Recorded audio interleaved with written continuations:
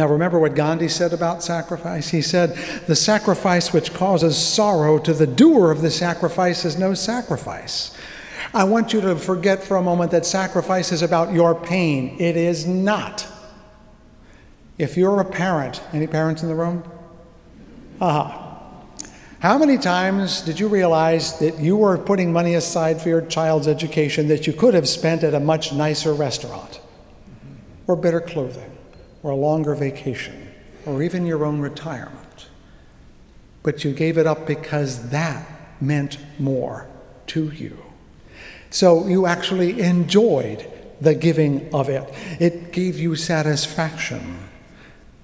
In the past year or so, I've become almost an entirely vegetarian human being. And I did this not because I felt guilty or bad, but because as I read more and more about the food industry, which you don't want to learn about if you don't want to change your eating patterns, and about human health, which you don't want to learn about if you want to learn about your health, you discover, among other things, that as much as you might like to eat meat, you really don't need to.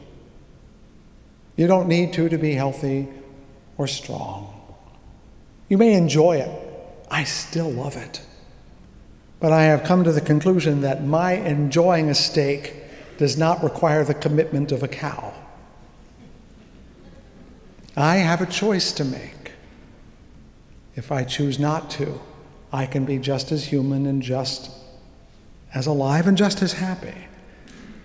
Like the Buddha, though I like the taste, the pleasure of it became painful, and so it was easy to let go.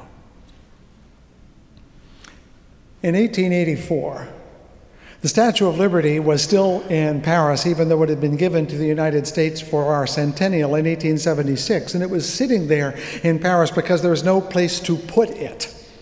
There was a spot, Bedloe's Island in New York Harbor, and there was a foundation of some kind, but they needed a pedestal. And apparently the state of New York, feeling the budget crunch of those days, said they couldn't afford it, and the Congress decided that they didn't want to spend the money on it.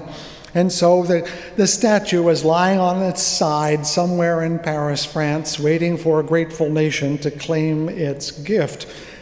And so Joseph Pulitzer, an immigrant from Germany, the newspaper editor of the New York World, decided to do something. He invited anyone in the country to contribute to a fund to build the pedestal. He promised to print every name of everyone who gave.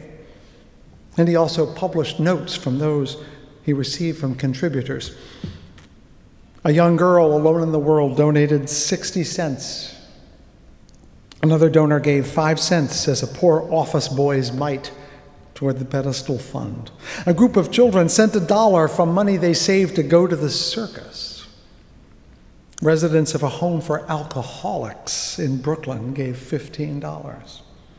A kindergarten class in Davenport, Iowa, mailed a gift of $1.35. And on August 11, 1885, the newspaper The World had raised $102,000, more than enough, from 120,000 donors, which means that on average they each gave less than $1. Now, I admit that wealth is a powerful thing. Just look at the way we court it for ourselves and want it from others.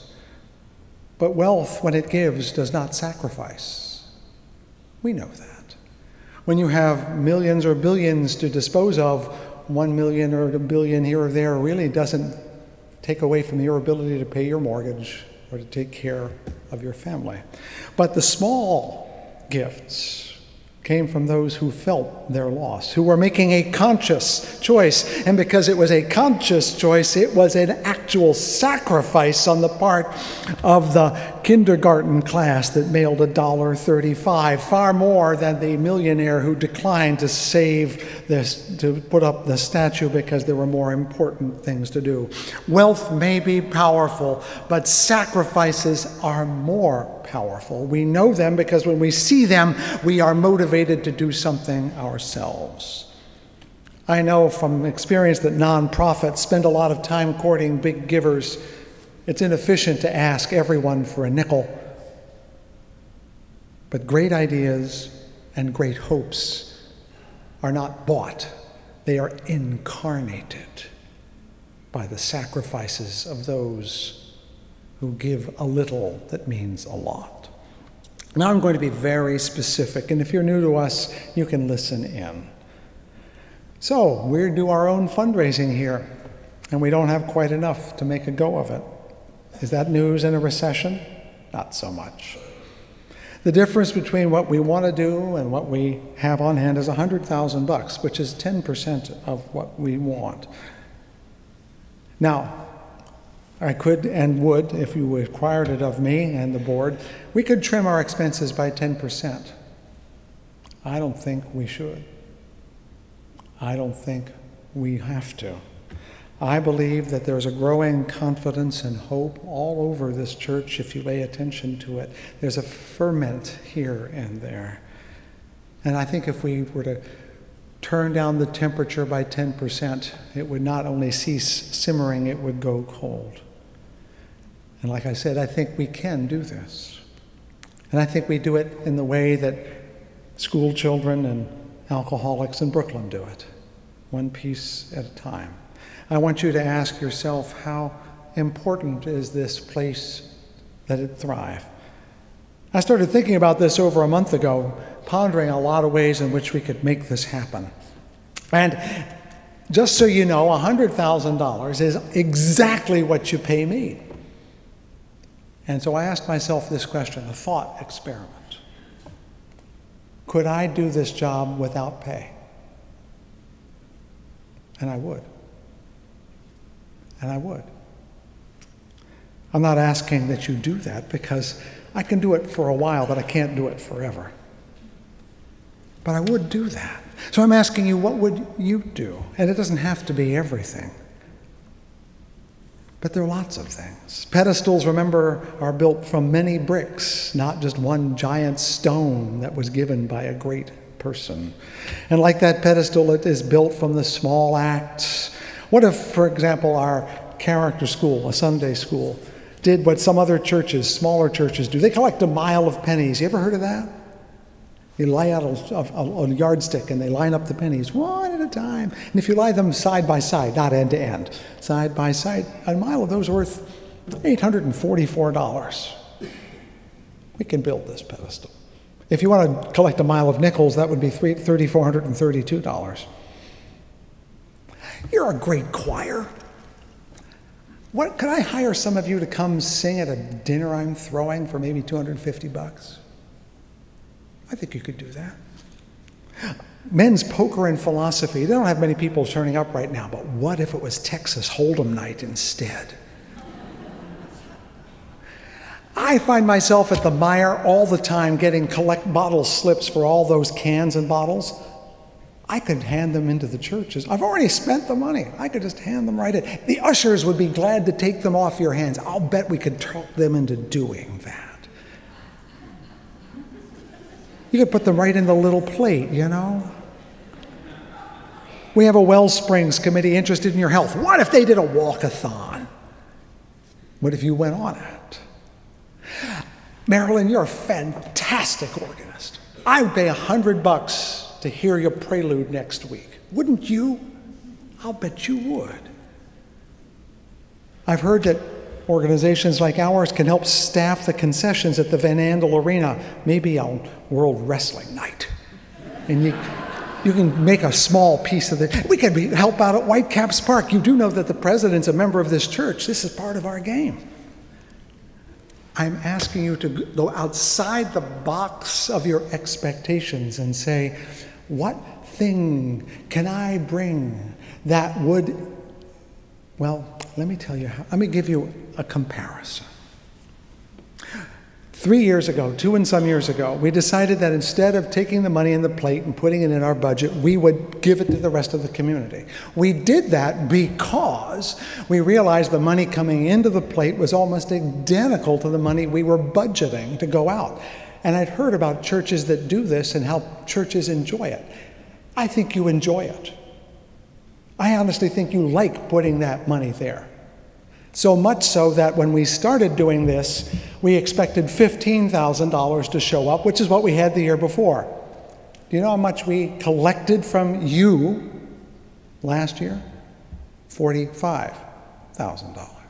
Now, what made you more willing to put more money in than you would when we were taking the money? Because it was a sacrifice for something that mattered. You felt like it was making the world different. So let's ask ourselves, what could do that? And I'm going to give you a model for thinking about that. Now, in ancient Israel, they had a rule about bread baking. The bread baking that went on there said that any one time you made a loaf of bread, you had to pinch off a piece of it and give it to the temple, because they would put it together, and that's how they would feed the priests and burn it for God. And that piece was called a challah. And now there's this bread that you can buy. It's called challah. And it's in memory of that, because this is the kind you have on Sabbath. And technically, when you bake this, you should take off a piece of it now and incinerate it in the oven as a sacrifice, the part that doesn't get eaten. You know what I mean? That's the sacrifice we all know. But I want to think about another kind of bread. This is sourdough bread. I like audiovisual aids. You're paying attention, right? They work. When you make sourdough bread, when you're done, you pinch off a piece. Why? To throw it in the oven? No. To start the next loaf. Actually, you can start your own starter like this. That's flour and water, because you know where the yeast comes from? It's on the flour and in the air. Sacrifice is leaven. We take something we could eat now so that we can build another loaf tomorrow. Because we don't need all of it today, but we will need some more of it tomorrow. I'm talking about leavening, yeast, the life that literally fills up the bread. Sacrificing is yeast. It is taking our life and making it ready for new life. All the stuff of this church, the beautiful building, the windows, the organ, everything in it is flour and water. It must be filled with life. And your sacrifices of money, of time, willing sacrifices, happy sacrifices for the sake of holiness itself are the leaven that have in the past built this place up and can in the future build it up again.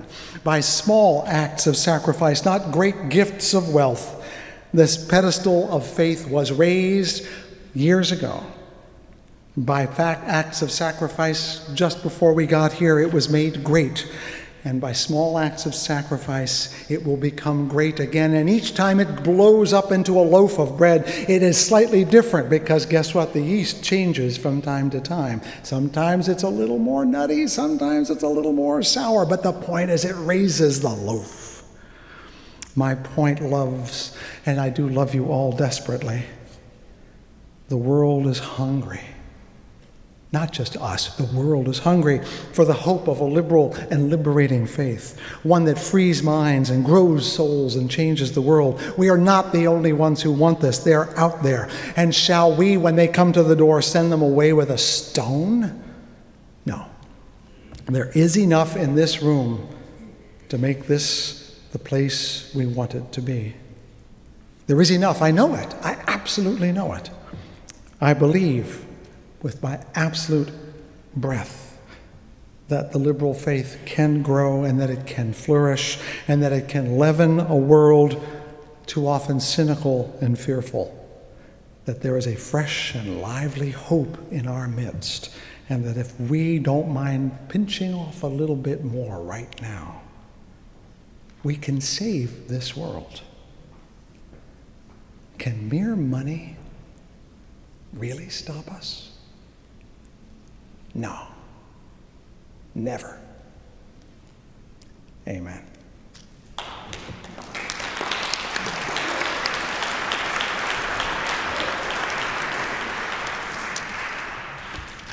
I chose as our concluding hymn a medieval